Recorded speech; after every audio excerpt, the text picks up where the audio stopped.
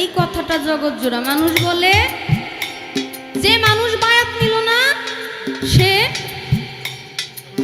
আল্লাহর ওলির প্রেমে মৃত হইল না, সে এমন একটা মানুষ তার দেহটা শুদ্ধ হইল না।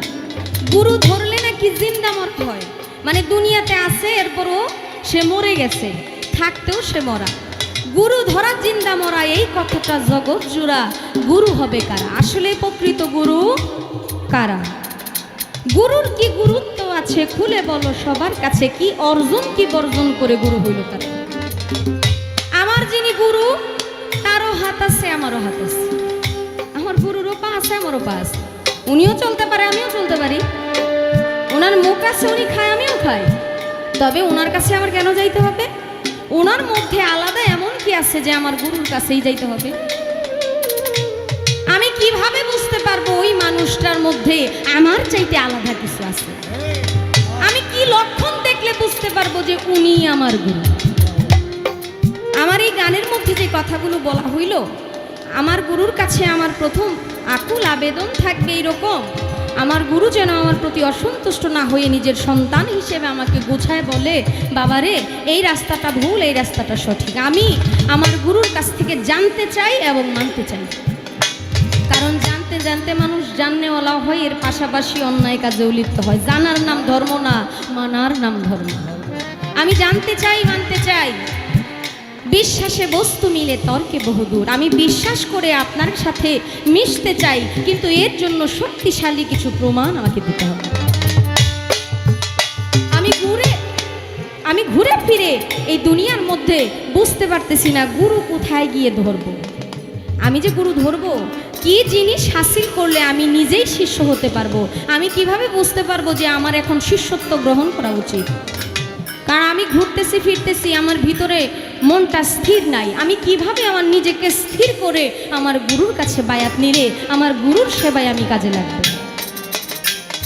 ছোট্ট করে আপনি একটু বলবেন। আমি শুনেছি মুরব্বীরা বলেন, জ্ঞানীজনরা বলেন, নবী বলেছে মান কুনতুম মাওলাহু ফাজালিউন মাওলা, আমি যার মাওলা আলী তার মাওলা।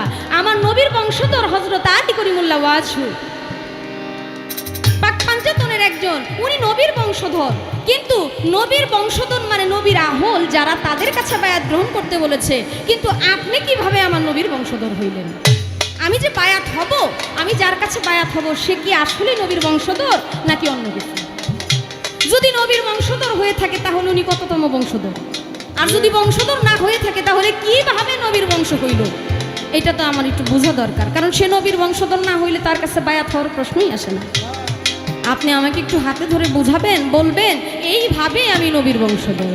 যদি নবীর বংশধর হয়ে থাকেন, কবিতার গানের ভাষায় কি বললেন?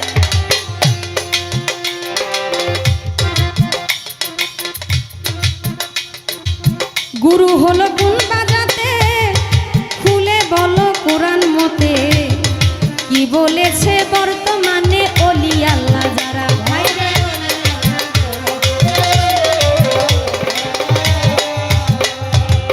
গুরু হলো কোন বাজাতে, খুলে বলো কোরআন মতে, কি বলতেছে বর্তমানে ওলি আল্লাহ যারা।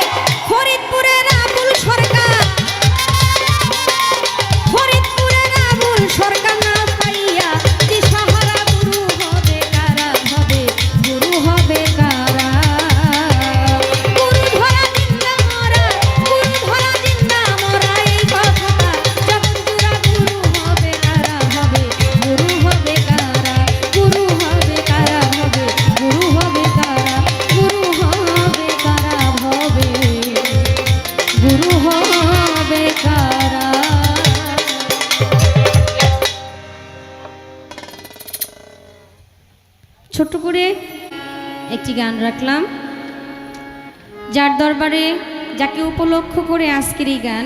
বাড়ি হলো বাবাজানের কলমাকান্দায়, আব্দুল কাদির জিন্দা শাহ আল্লাহর ওলি। ওই আল্লাহর ওলির বাড়িতে যখন আমি যাই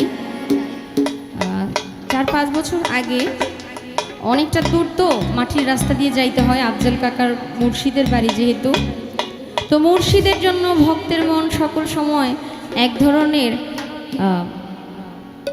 আবেগ কাজ করে, যে আমি আজকে আসার পর দেখলাম আফজাল শাহ বাবা উনি বাড়ির উঠানের সাথে যে ঘর, ওই ঘরের মধ্যে একটা আসন রেখে দিছে। গুরুর প্রতি বিশ্বাস, ভালোবাসা। আসলে প্রত্যেকটা শিষ্যের জন্য এগুলো উচিত, যে গুরুর জন্য আসন পেতে বসে থাকবে, আমার গুরু আসবে, আসলে আমি অনেক আনন্দ পাব। তো সেই জায়গা থেকে আমি আমার দয়ালকে স্মরণ করে, আপনারাও যার যার মুর্শিদকে স্মরণ রেখে, বর্জ্যকে রেখে গানটা শুনবেন। আশা করি ভালো লাগবে। ধন্যবাদ সকলকে।